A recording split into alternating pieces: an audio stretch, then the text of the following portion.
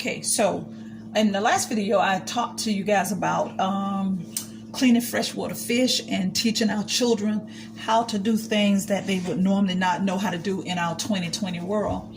And so I'm going to show you how I clean fish inside my kitchen. Now remember this, that when you are cleaning anything inside of the kitchen that can cause smells or whatever, that there, all it takes for you to do is keep a good dish pan of bleach water, and you keep your kitchen bleached down. That's as simple as that. It's not, bleach was not only used when Corona came in, but bleach should actually be used at all times. It keeps your kitchen sanitized. I mean, and even if you don't use bleach, there's other things that you can use. But me personally, I only use Clorox bleach. Please stop wasting your time going to the dollar store buying $1 bleach. It's like the worst thing you could do.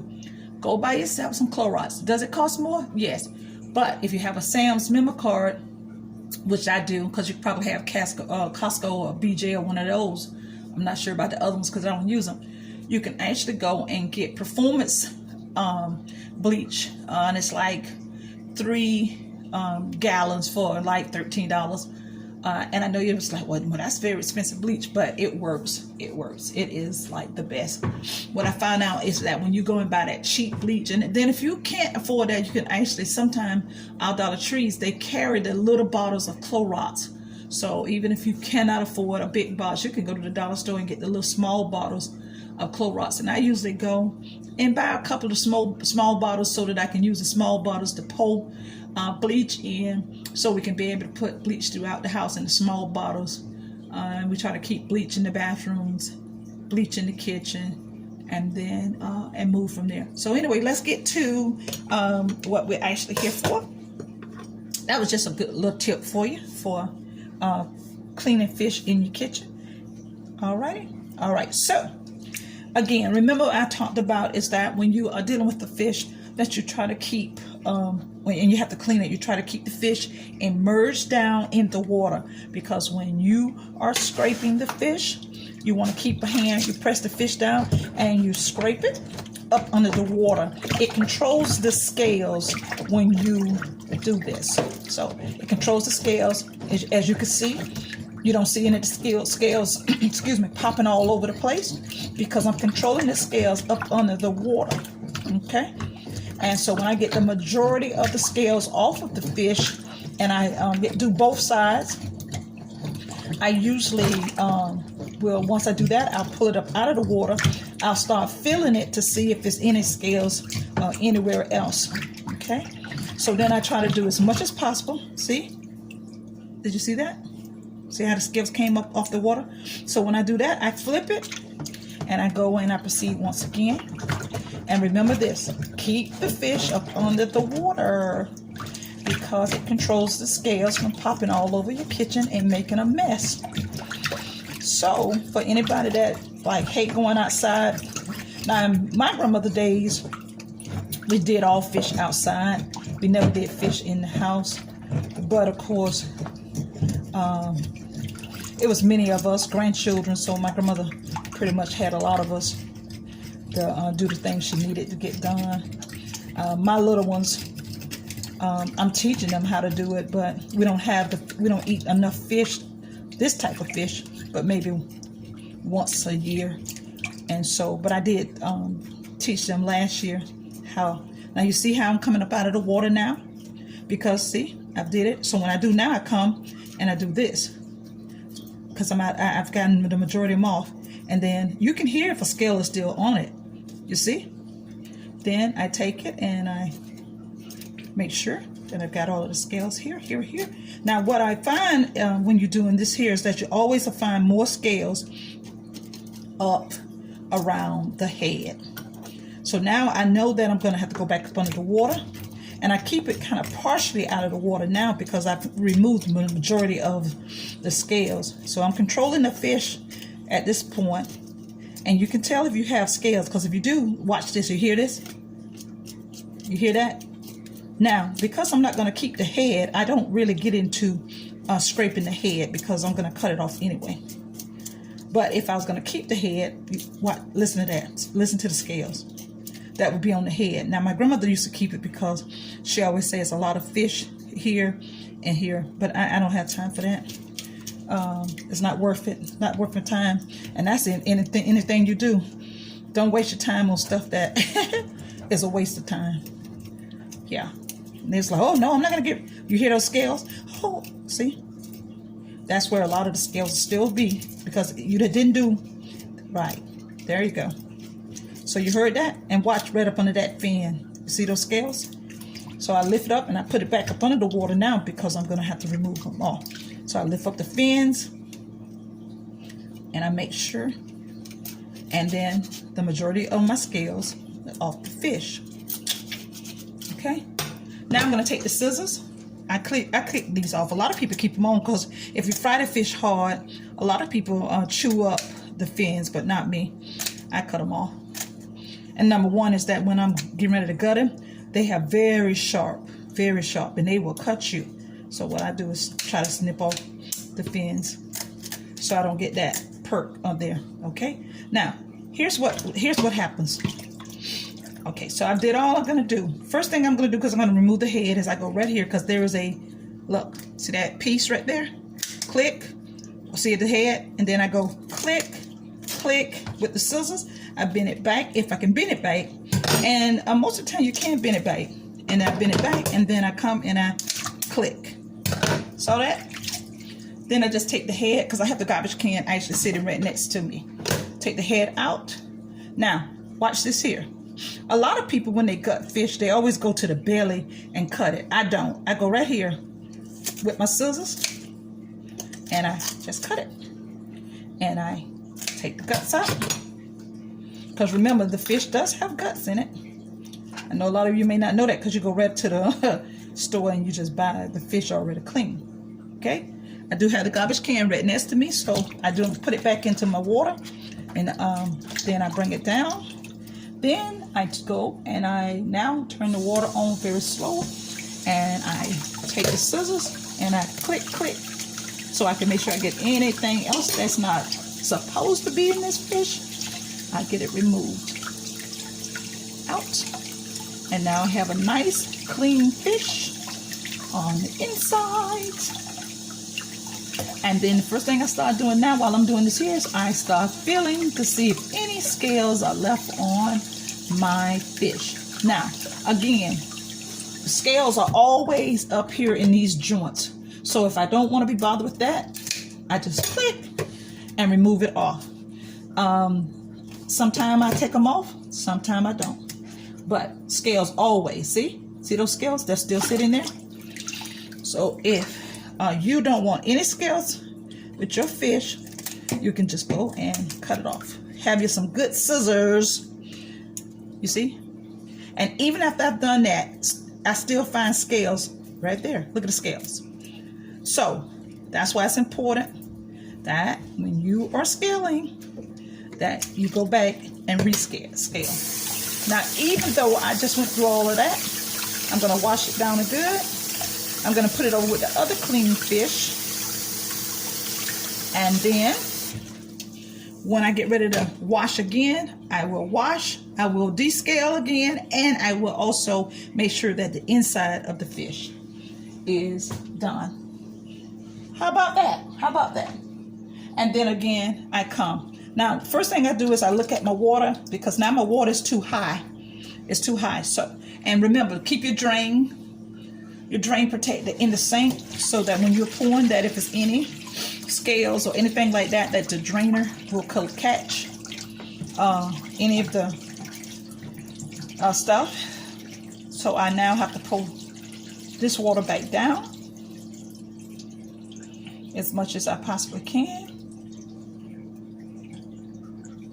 because remember that I'm controlling the scaling. And see, and then I wait, and then I take this out, and I make sure that if there's anything that's in there, that boom, boom, boom, out, put that back in. Now, I usually clean about 2 fish before I actually dump out the remainings out. So then now, and I'm kind of a fanatic when it comes to cleaning. I'm like, I have to have everything clean, re-clean, and all that kind of stuff. And everybody's not like that, but it's just something throughout my years with my mom and my grandmother, is that everything needs to be washed, clean, bleached down, blah, blah, blah, blah. So every time. Now you see, I come back now, I put new water back in, and even though we had that stuff down at the bottom, and then I try to make sure I wash the sink down at all times. And then I get another fish, and I start the process all over again. So the key to this here, when you are cleaning fish, scaling the fish, is that, once again, keep the fish immersed in water at all times to avoid the scales from flicking all over into your kitchen. And you start again. So I hope this is helpful for anyone that has never cleaned fish and would like to learn. This is a lesson on how to descale a fish, gut it, clip off the heads, and all that good stuff. So you see, I'm controlling it under the water, all of that there. Just, that's the key to being able to clean a fish in your house. And then someone will say, well, the house will smell like fish.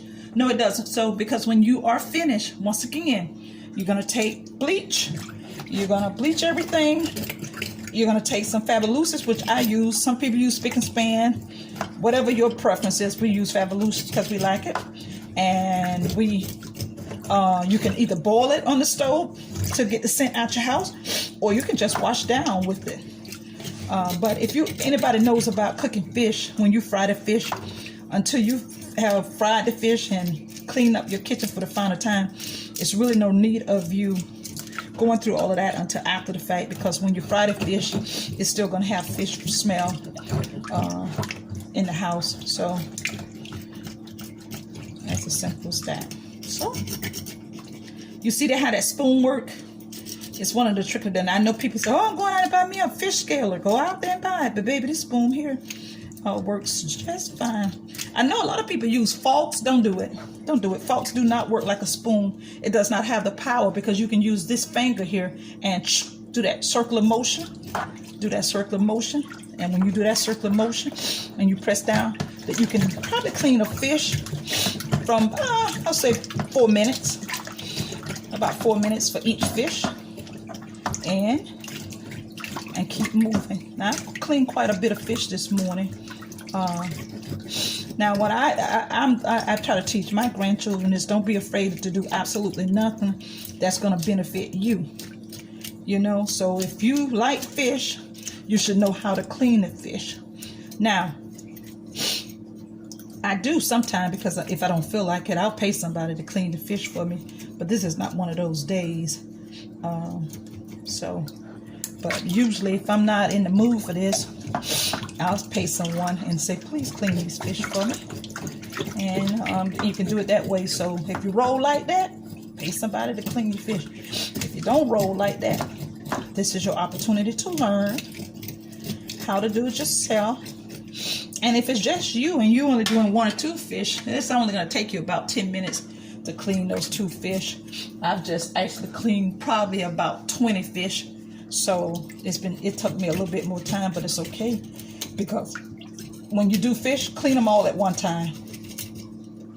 Clean them all at one time, and then just put them back in the freezer so that you already have them on them. Never freeze fish with scales on it. That's mine. Now, do they do that? Yeah, people do it all the time, but I wouldn't do it. Don't put fish in your refrigerator that you have not cleaned. Clean your fish. Clean your fish before you put them in the freezer. And it's, especially if you're the type that you'll buy something and then you leave it in your freezer for 4 and 5 months. Please don't put fish with guts in your deep freezer. I'm just saying, each his own, but I'm just saying, yeah. When it comes to fish, you know how people say some people nice nasty. Well, yeah, I guess I would say I'm nice nasty on that one, because I think that's kind of nasty to put fish in your deep freezer with guts in it. But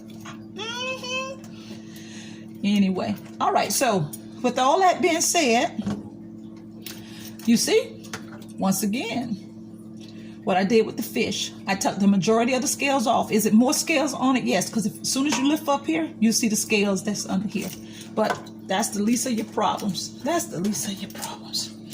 All right, so, and you can hear the scales, but they're small. And another thing you do is when you're doing this like this here, and you don't have it under the water, you keep the spoon pressed down to the fish, and you'll see the scales won't fly. You just keep the spoon down on the fish and see it'll just pop right back into the water. Last time, here's the back. You cut it right there at that grip, because all you're trying to do now is remove the head, and you bend the head back and you snip it off. Pew. Throw it in the garbage. You come again, some people, because see if the fish has here that hole, a lot of people go and they'll do this. Let me tell you, when you do it this way, those fins will cut you. Don't do it. Don't do it. Those fins will cut you. So I just go right here, hit it right here, and see how the fins is away from my finger? Yeah. But if you go back that old way, I had to learn that one the hard way, because my grandma always taught us to open to do the fish from the hole. But no, because the fins will stick you, baby, take you down. Even when the fish is gone, the fish can take you down. Okay. Now, one of the fish that I hate to clean is a catfish. And I know a lot of people are like, ooh, I don't like catfish. But I do. But it's one of the worst ones, because you have to actually skin that catfish back. So I always hate to do catfish. I love catfish. Oh, yes I do. But I hate the clean one. But can I? Sure can. All right. With all that being said, I hope that this will help someone that wants to learn how to clean freshwater fish that's coming directly out of the river. It's been good talking to you, and I will be back for my next video, and I'm not sure what I'll teach you the next time, but I'm in the teaching moment, so I will be back. Bye-bye.